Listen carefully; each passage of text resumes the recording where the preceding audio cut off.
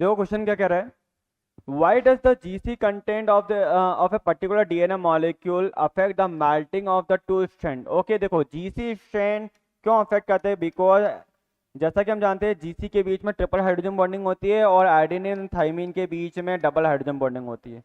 इसी बिहाफ पे मैंने आपको याद करो टीएम टेम्परेचर के बारे में बताया था, what is TM temperature at which half DNA is melted. तो उस केस में हम देखते हैं कि जीसी डीएनए और eighty DNA, eighty rich DNA क्या है। ओके हम टीएम के थ्रू पता कर सकते हैं कि जीसी रिच डीएनए कौन सा है और एटी रिच डीएनए कौन सा है। सो ए बोल रहा है that GC bond only required to hydrogen bonding, ये तो वैसे गलत हो गया, गलत हो गया ना, टू हाइड्रोजन बॉन्ड थोड़ा ना होते हैं जीसी के बीच में।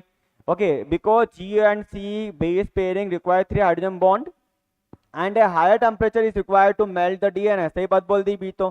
फिर मैं बोला the percentage of A and T in the molecules is more important to melting temperature than the percentage of G and C, ऐसा कुछ भी नहीं है, दोनों की रिक्वायरमेंट चाहिए हमारे को। The nucleotides content of a DNA molecule is not important to know for biotechnology and molecular biology research। ओए भगवान, ये भी तो बिल्कुल ही गलत बोला है। ठीक है, क्योंकि हमको डीएनए सीक्वेंस तो पता होना चाहिए ना कि अगर मॉलिक्यूलर बायोलॉजी रिसर्च कर रहे हैं या बायोटेक्नोलॉजी रिसर्च कर रहे हैं तो हमें पता तो होना चाहिए। लाइक जैसा अपन ने बीटी कॉटन पर रिसर्च करी है तो बीटी जीन के बारे में पता होना चाहिए ना, सीक्वेंस पता तो होनी चाहिए। तो ये तो गलत बोल रहा है।